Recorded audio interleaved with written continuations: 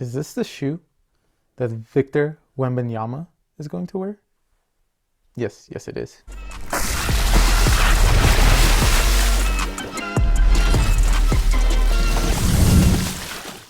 What's up guys, Vinny here with Sneaker Tweaker and welcome back to another video. Today we have our first impressions on the Nike G.T Hustle 2. Now, just like Chris at Wear Tester said, I completely agree as to, I don't know why they're calling it the G.T Hustle 2. There was no G.T Hustle 1, so I don't know why this is the 2, but I guess it's just their way of matching up the marketing with the Jump 2 and then the Cut, so on and so forth, just so it's not the odd one out. I guess I kind of get why they did it, but I also don't, because there was no GT Hustle 1, because the run wasn't a hustle, it was a run. Get what I'm saying? Anyway, this shoe is, like I mentioned earlier, the shoe that Victor Wembanyama is going to wear, and then I believe a few other, forgot who else I saw, but a few other athletes are going to be wearing this, and it looks to be a much more improved version, in my opinion, than the Run. The Run was one of those shoes where I absolutely hated. I put it on to test it out, and this within one,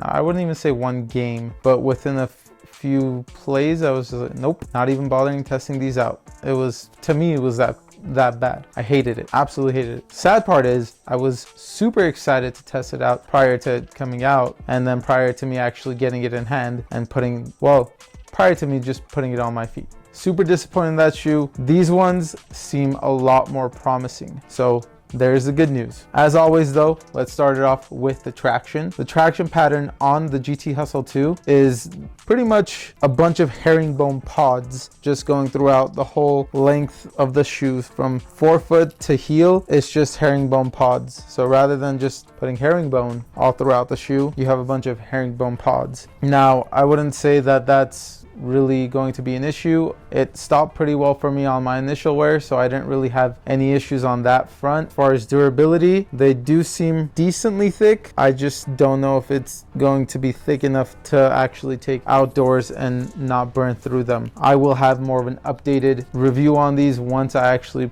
do a full performance review and let you know if these things last indoors, then there's good hope for them. Now, if they already get wear and tear indoors, then I would probably say that's a good sign that it's probably not a good idea to take them outdoors. As for feedback or squeak, I didn't really hear much, if anything at all, from these.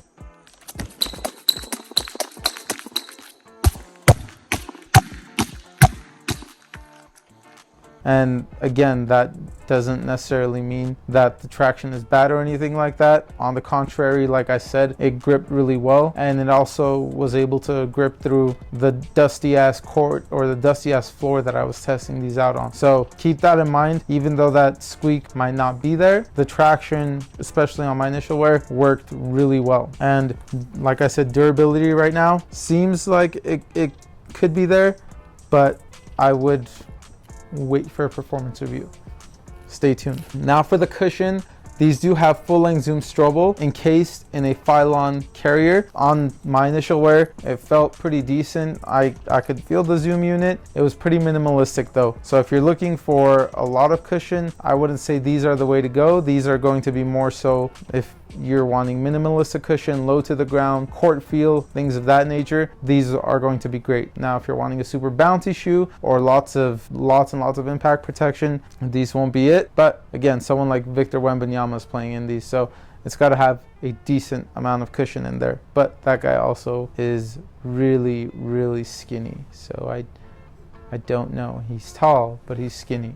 So keep that in mind. As for the fit, these do fit true to size, and honestly I didn't have any issues with the fit as far as it being too snug or too roomy. For me, like I said, I wear size 9 and I went true to size and I was good to go. Now for the materials and the support, these do feature a mesh upper going all throughout the shoe. Now you don't really have anything for torsional support. There's nothing in the shoe. Over here you can actually feel that there's a pretty beefy heel counter encased in there, so you're pretty locked down in the heel. And then on top of that, for stability, it's really nice. But again, torsional support, there's no really shank plate or anything like that. On top of that, like I said, the upper, you have a textile mesh upper, and it seems pretty breathable. The tongue in itself, if I can see it a little bit better, the tongue in itself has also got a lot of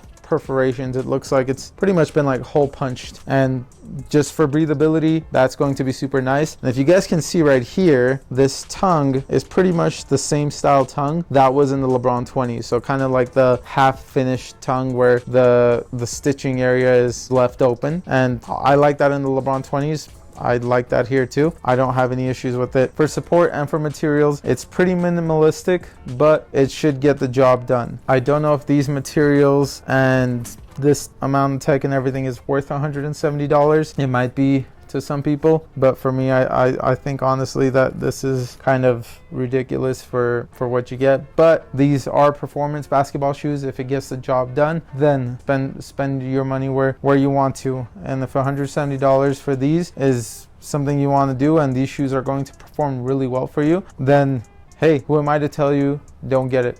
It is totally up to you. This is just going to be my review on it. Once I'm done testing these out, I'll have better insight and let you know, hey, these are definitely worth $170, or hey, there might be better options for cheaper, which Chinese brands definitely do have those options.